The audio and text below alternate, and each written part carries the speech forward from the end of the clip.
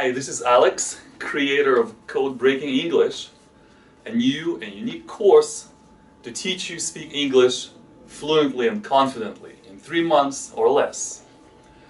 I'm really excited to be talking to you again. As you remember, in my last video we talked about how to improve your listening. And today I want to give you some practical tips about the technique that I call deep listening. As you remember, in order to improve your listening, your comprehension, sometimes you need to listen to the same material over and over again, and this can easily get boring if you don't know how to do it effectively. Now today I want to give you 3 aspects of deep listening. Number 1 is your emotions. Number 2 is your attitude.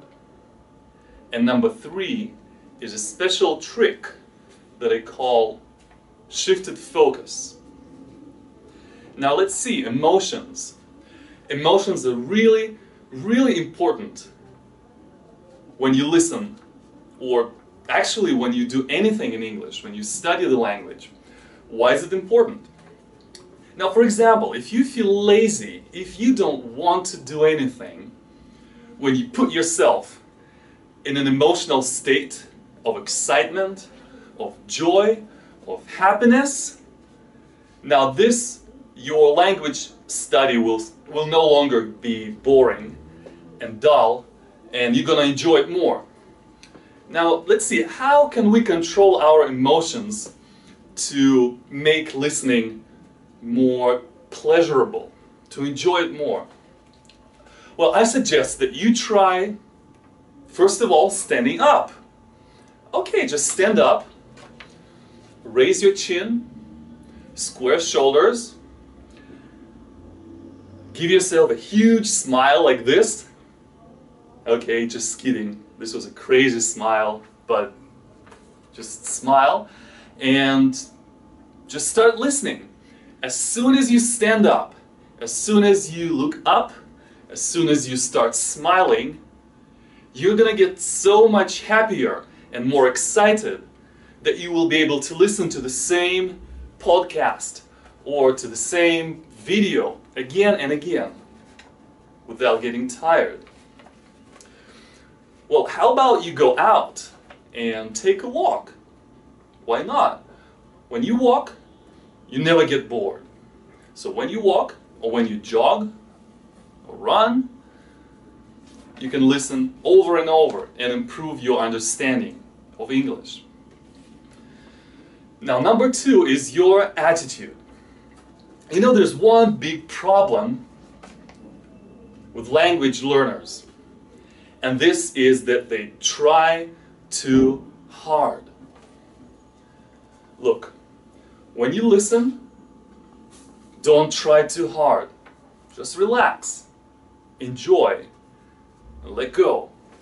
When you listen to the same podcast again and again, relax. Trust your brain to do all the work for you. Don't tell yourself, I must understand this. I really have to understand this. Because when you get tense, when you get stressed, you don't really learn that effectively than when you are relaxed. So learn with your left brain. Learn with your intuition. Listen, enjoy, relax, and trust your brain to learn. Now, number 3, and I think it's the most important aspect of deep listening, is the technique that I call shifted focus. Now, think of professional soccer players or basketball players. They have to practice the same penalty kicks or free throws hundreds, thousands, tens of thousands times. Do you think they get bored? Not at all. because they know how to shift focus when they do the same thing repeatedly. Now, how can we apply the same principle to our listening practice? Now, suppose you have a radio program that you want to listen deeply again and again. First, I want you to listen for vocabulary. Listen for words. Listen many, many times until you understand most of the words, or even better, every single word. Now, this may take you 5 or 10 times, but just do it until you understand everything. The next thing I want you to do is to shift your focus and listen for grammar. Now, how do you listen for grammar? When you're listening for grammar, you don't have to think, oh, this is past perfect and this is indefinite article. No, don't do it. All I want you to do is observe the language.